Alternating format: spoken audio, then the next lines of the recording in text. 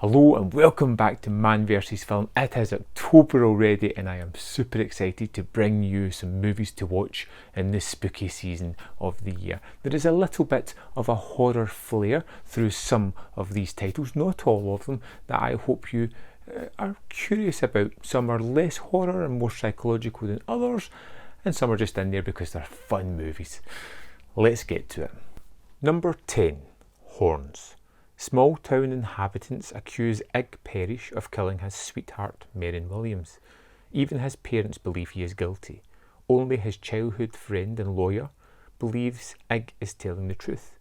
Then out of the blue, Ig sees horns sprout from his forehead, but soon take these as a blessing, as people now confess their sins and inner dark desires to him. Ig uses the horns to discover who the killer really is.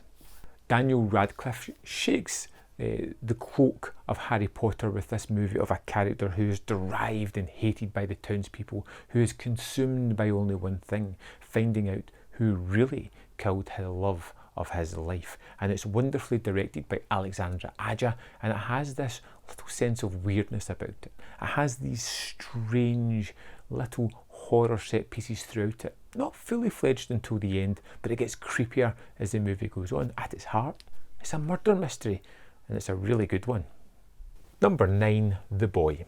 Greta is a young American woman who takes the job as a nanny in a remote English village, only to discover that the family's 8-year-old is a life-size doll that the parents care for, just like a real boy, as a way to cope with the death of their actual son 20 years prior.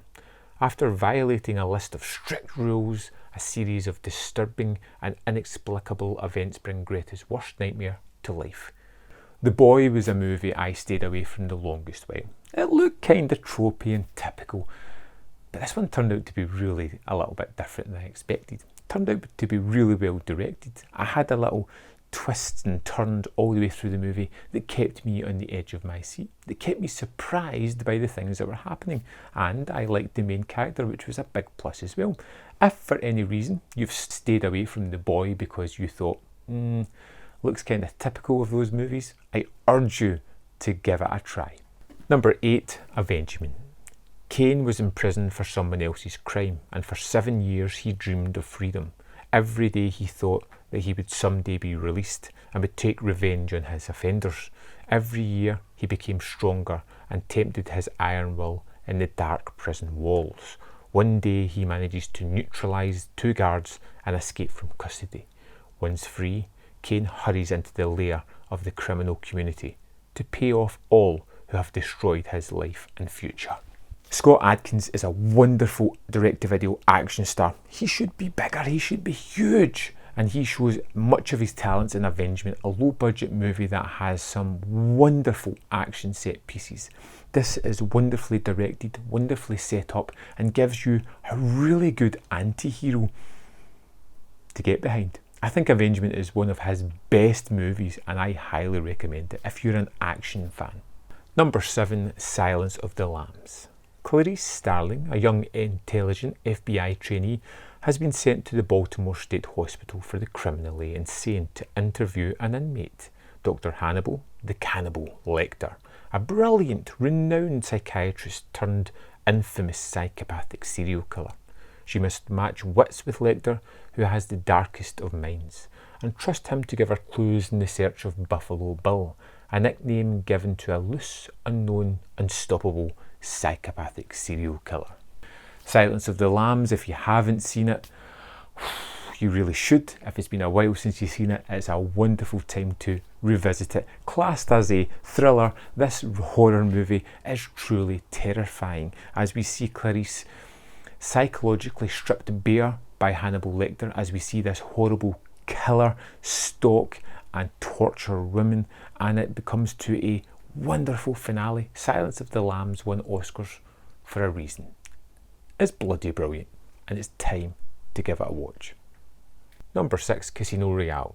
James Bond takes on his first mission, in which he faces a mysterious private banker, world terrorist and poker player Le Chiffre, along with beautiful treasury agent Vesper Lind and the MI6 man in Montenegro.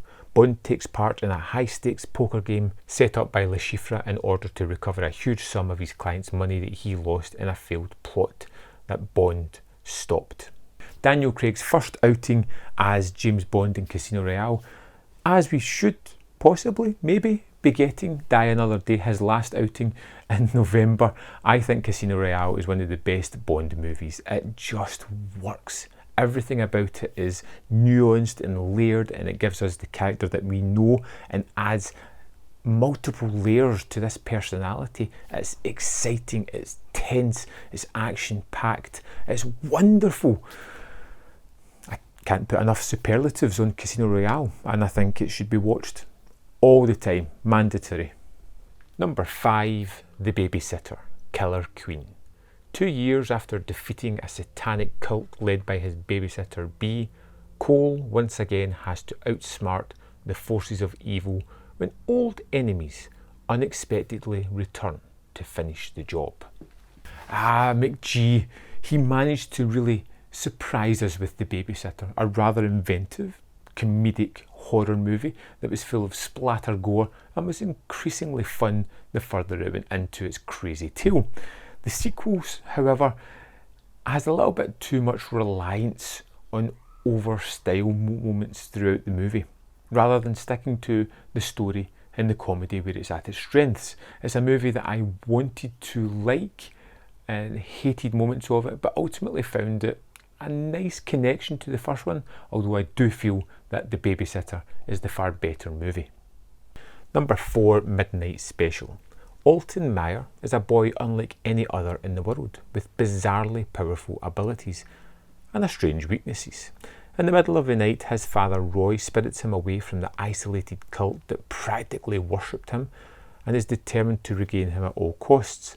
At the same time, Alton's abilities have been noticed by the US government, and they're insistent on getting to the bottom of the mystery as well. These rival hunts force father and son into a desperate run towards a looming date with destiny that could change everything. Midnight Special's just absolute marvellous. It's basically a father and son on the road being chased by everybody as weird and strange things continue to haunt this boy who just wants to be a boy. It's wonderfully staged. It has immense action set pieces. It has immense tense moments, wonderful performances from almost all the cast who give a great turn here. And I think it's just one of those movies that very few people talk about. And I'm going to highly recommend this one because it's a little bit unsettling, a little bit different in the way it tells its story, and has a really unique kind of spin to it. Number 3, The Invitation. Will and Eden were once a loving couple. After tragedy took their son, Eden disappeared. 2 years later, out of the blue, she returns with a new husband and is a different person, eerily changed and eager to reunite with her ex and those she left behind. Over the course of a dinner party in the house that was once his, the haunted Will is gripped by mounting evidence that Eden and her new friends have a mysterious and terrifying agenda. But can we trust Will's hold on reality? Or will he be the unwitting catalyst of doom he senses? The Invitation is one of the best movies, regardless of being a horror movie, I've seen in years. It's wonderfully set up and just has all these nuances that make it work. It's low budget, it's a dinner party in a house, and you have this character of Will who may be projecting demons onto his ex-wife, or he could be seeing some nefarious tactics that are going along with that. It's one of those movies where you're left guessing as to whether he's sane or starting to lose his grip and sanity, or if this is just too much emotional turmoil for him. And it has a kind of horror spin to it. Not overtly, it's more a drama with horror leanings, but I think it's mandatory watching this year. I think it's a wonderful movie and one that I highly, highly recommend. Number 2, Enola Holmes. In England, 1884, a world on the brink of change. On the morning of her 16th birthday, Enola Holmes wakes to find that her mother has disappeared, leaving behind an odd assortment of gifts, but no apparent clue to where she has gone or why. Enola suddenly finds himself under the care of her brothers Sherlock and Mycroft, both sent on sending her away to finishing school. Enola escapes to search for her mother in London, but her journey finds her entangled in a mystery surrounding a young runaway lord. I was really surprised by Enola Holmes. I found it really charming and wonderful and gave me that kind of mystery that I really do latch on to in movies, and I think Millie Bobby Brown created a really charismatic lead. I think Henry Cavill was a little bit of a different choice for Sherlock, but I feel that it worked, and I want more within this world. The fourth wall breaking, talking to the camera, I felt I was uncertain of at start, but it really grew on me. I had a real sense of the kind of movie it was going to be, and it just worked incredibly well. A really good introduction to this character, along with a really good mystery. Number 1, The Autopsy of Jane Doe. While investigating the murder of a family, Sheriff Sheldon and his team are puzzled when he discovers the body of a stranger buried in the basement that does not fit the crime scene. He brings the corpse of the beautiful Jane Doe late night to the coroner, Tommy, and requests to have the cause of death the next morning to have an answer for the press. Tommy's son and assistant Austin stays to help his father in the autopsy. Along the stormy and tragic night, they disclose weird and creepy secrets about Jane Doe. Now, this is a fully fledged horror movie and it works incredibly well. We have Brian Cox and we have Emile Hirsch as the father and son autopsy team, and this is just expertly paced and put together. We have this weird, unsettling autopsy that plays out like a mystery as they try to deduce what has happened to this woman. What has caused all these strange injuries that she has? Why does she have these strange things hidden within her body?